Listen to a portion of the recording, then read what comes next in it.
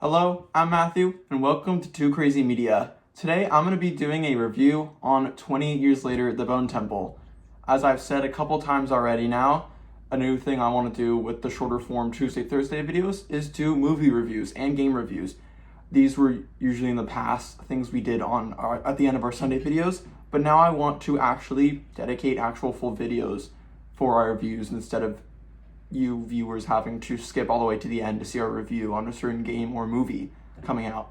So yeah, this is gonna be the first one, and the first one is 28 Years Later, The Bone Temple. This just came out on January 16th, 2026, so only just a few days ago, and I saw it just a few nights ago, so still pretty fresh in my mind, and wanted to give a nice review on the channel for everyone.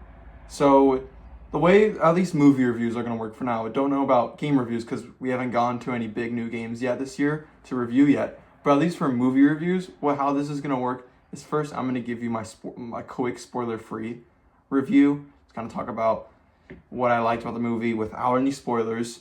So don't worry if you haven't seen the movie yet and are waiting to see it. And then right after the spoiler-free part, I am going to then rate it out of 10. I want to do a 10-point rating system for every movie and video game we review on the channel, which I just think it's more fun. You know, people like ratings, people like rating systems. I feel like that'll be fun to do.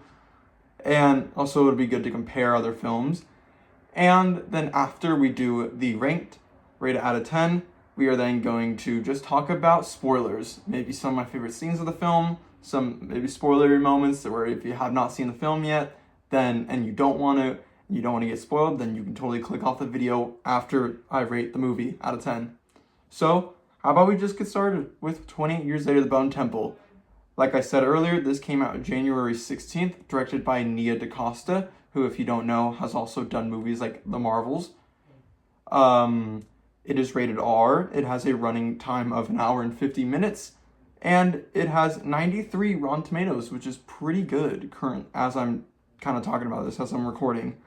I really like this movie. So going back to last year when we had 28 Years Later, the one from Danny Boyle, I was pretty mixed on it, I'll be honest. I know most people really enjoyed it, but I was very mixed. I honestly, and this is kind of not a common opinion, but I preferred the second half of the film to the first half. The movie was very much cut into two halves, where first half was very much Aaron Taylor Johnson and his son Spike fighting zombies and stuff. And then the second half was Spike and his mother with Dr. Kelso and his Bone Temple. And Dr. Kelson and his Bone Temple. And I honestly preferred that second part more. I'm not the biggest zombie fan, I'll be honest. So that part was just so emotional. It really swept me up. I was crying. It was just so good. And I really love that part. But I didn't really love the first half of the movie. And so going into this film, I didn't have the highest of expectations. I knew it would definitely be a different vibe because it's a totally different director. But I was just though I was excited for this movie just because I knew it kind of took all the parts from the last film that I loved the most with the Bone Temple and Ralph Fiennes' character and kind of doing that for a whole film. And I was excited for that because that's the part I liked the most about the last film. And I would say this film honestly exceeded my expectations. I thought it was really, really good and I enjoyed it way more than the last 28 Years Later. In terms of what I liked the most, I mean, like, there's so many great things. I think everything from the music to the cinematography to the acting. I mean, like, this movie is really good looking. It was shot really well and the acting is, like, not crazy. I mean, like, Ralph Fiennes is amazing as Dr. Ian Kelson. The guy who plays Samson, Chi Lewis Perry, also fantastic. Aaron Kellyman, Jack O'Connell, even the kid who plays Spike. I mean, like, everyone just had fantastic performances. Super scary, some of these performances. I mean, like, some of these actors just absolutely terrifying, and it's just so good and so compelling. Another thing I really loved was just music. I thought the music was beautiful. There's some awesome needle drops also in the film, and the film also had a much more comedic tone to it than the last one, which I actually really liked. It wasn't like the funniest movie. It's still a pretty dark and serious film, but there were a lot more comedic moments throughout the film that I really did enjoy, and I'll get to a lot of those moments in the spoiler segment of this review. But yeah, I thought it was definitely much more of a comedic, even though the tone wasn't as light, it was still a pretty funny there were still some funny moments, which I did appreciate. But yeah, I think overall this is a pretty good movie. I don't think I love it as much as most people do, I'll be honest, but I really did, it did exceed my expectations.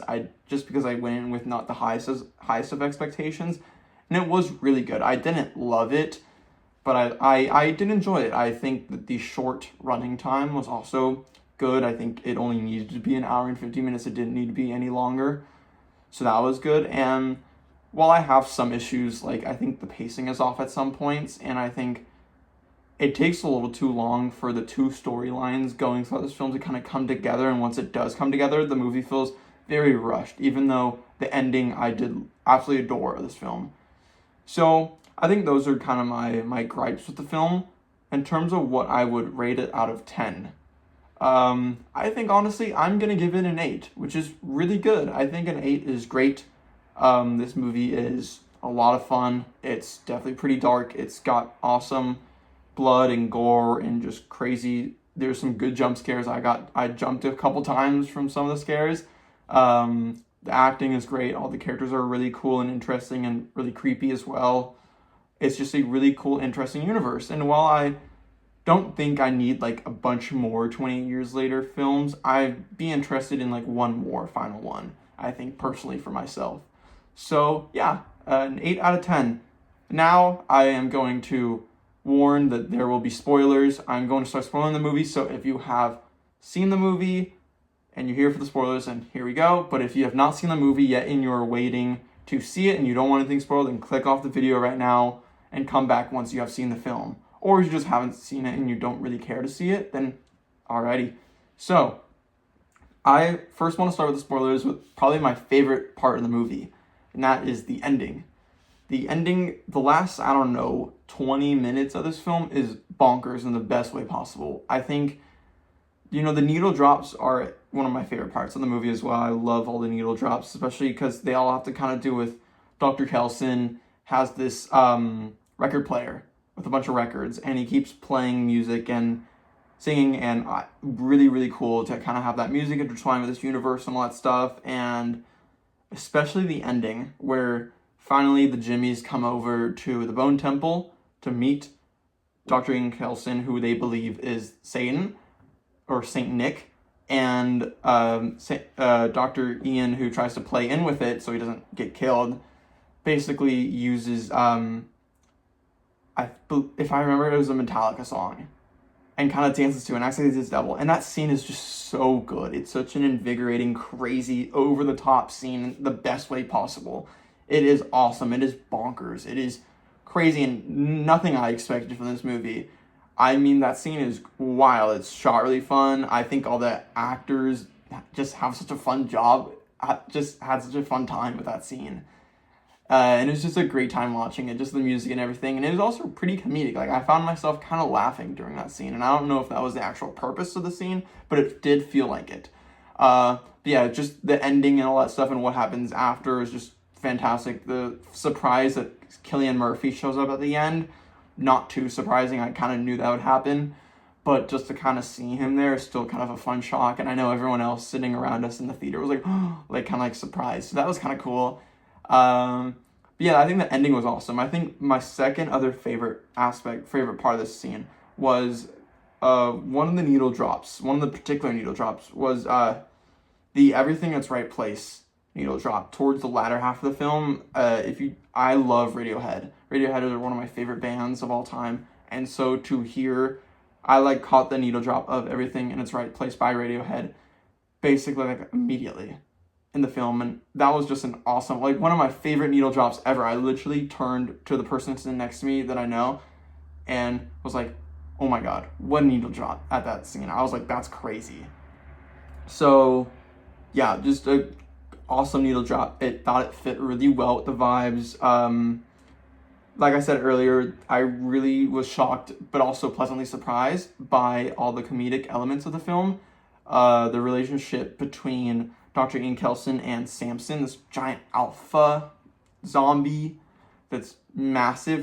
Their relationship and kind of Samson becoming kind of human again was really sweet, but also pretty funny. All the scenes with the two of them dancing and singing and stuff was always had a nice, fun comedic tone to it. So I do appreciate that. But yeah, I think Ray Fiennes was my favorite part of the film for sure. Jack O'Connell also just amazing as Jimmy Crystal, and such a fun, creepy, evil character. But yeah, overall, it was a great time. I really did love the film. I'm giving it an 8 out of 10, which is pretty good. And I am looking forward to the next 28 Years Later film. Who knows when that's going to come out? It's probably happening. I'm like, they teased it at the end of the movie, so it's got to happen sometime or another. But yeah, overall, really great movie. I do highly recommend giving it a watch, especially if you did enjoy the first 28 Years Later from last year. So yeah, that is all. Thank you so much for watching for my review. Stay tuned on Thursday for another video where I will be going over and discussing the Xbox Developer Direct, which cannot wait for. That's happening at 10 a.m. Or the Developer Direct is happening at 10 a.m. on Thursday Pacific time, and then probably a few hours later, once I kind of watch it a couple times, really kind of get with it and take it all in, especially the Forza gameplay, which I am so excited for, then I will have a video kind of going over it, kind of like I did last week with the Resident Evil Showcase. So yeah, that is all. Thank you so much for watching, and have a good rest of your day. Goodbye.